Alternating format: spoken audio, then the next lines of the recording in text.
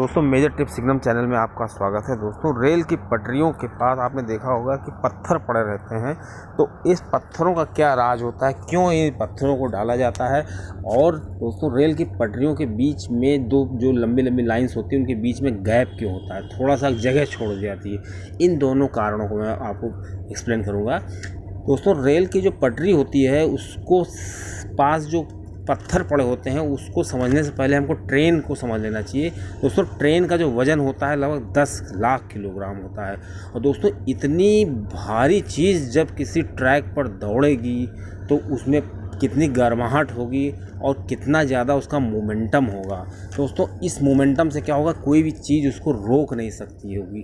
दोस्तों कोई बहुत बड़ी दुर्घटना ना घट जाए, तो इसलिए पटरियों को ऐसे ट्रैक पे बनाया जाता है, ऐसे बेस पे बनाया जाता है।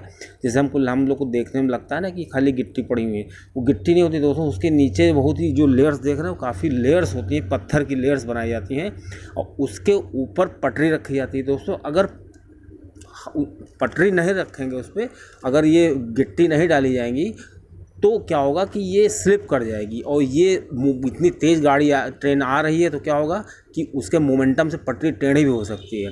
तो जब गिट्टियाँ डाल देते हैं ऊपर से, जब स्लैब्स रख देते हैं, उसके स्लीपर्स होते हैं सीमेंटेड और कंक्रीट के तो कंक्रीट के जो स्लीपर्स होते हैं और गिट्टी होती है, इससे पूरी गाड़ी का वज़न बैलेंस हो जाता है और वो आराम से रनिंग कर सकती है। और दोस्तों एक चीज़ और है, पत्थर गोल नहीं ले जाते हैं। अगर गोल पत्थर लिए जाएंगे तो क्या होगा कि पत्थर जब ट्रेन आएगी बहुत स्पीड से तो पत्थर नाच जाएंगे, वो स्लिप कर जाएंगे। इसीलिए नुकीले और टेढ़े मेढ़े पत्थर लिए जाते हैं जो कि काफ़ी कन्वीनियंट होते हैं ट्रेन को चलाने के लिए। दोस्तों ट्रैक को थोड़ा ऊंचाई पर बनाया जाता है। इसके नीचे सेटिंग्स होती हैं, 3-4 सेटिंग्स होती हैं। कंक्रीट से बने स्लीपर्स के ऊपर गैप बनाए रखती हैं। दोस्तों कंक्रीट से बने स्लीपर को ये पत्थर इस पर रखे जाते हैं और ये पत्थर सीमेंट के स्लीपर्स को एक जगह रखती हैं।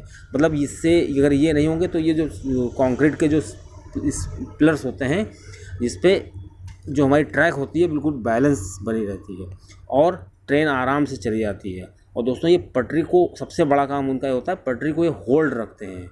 और मेन काम पत्थर का ये होता है कि पटरी को होल्ड करने, क्योंकि ट्रेन काफ़ी वजन होती है।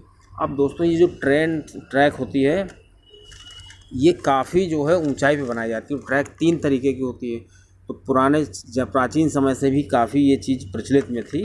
अब तो जो आप मेट्रो देख रहे हैं उनमें ये सब नहीं होता है, क्योंकि जो मेट्रो बड़ी हल्की होती है, मेट्रो में ज़्यादा स्पीड तो होती है लेकिन उसकी टेक्नोलॉजी दूसरे टाइप की होती है। और दूसरी सबसे बड़ा काम ये होता है कि अगर हम पत्थर नहीं डालेंगे तो इसमें खरपतवार निकल आएंगे, पेड़ पौधे निकल आएंगे, कहाँ तक उसकी बिनाई होगी।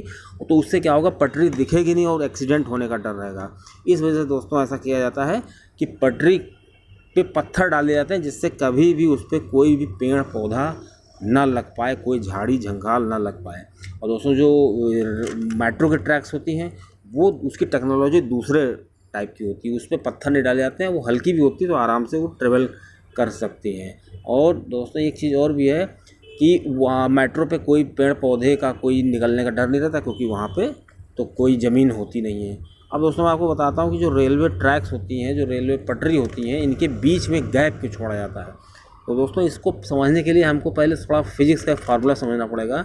कि फिजिक्स में बताया गया है कि अगर कोई चीज़ है, कोई मेटल है, उसको गर्म करते हैं, हीट देते हैं, चाहे उसको हीट दें या वो सूरज की गर्मी में रखा रहे, तो क्या होता है उसमें वो लंबाई में बढ़ने लगता है। मतलब उसमें क्या होता है, लीनियर एक्सपेंशन होने लगता है, रेखीय प्रसार होने लगता है।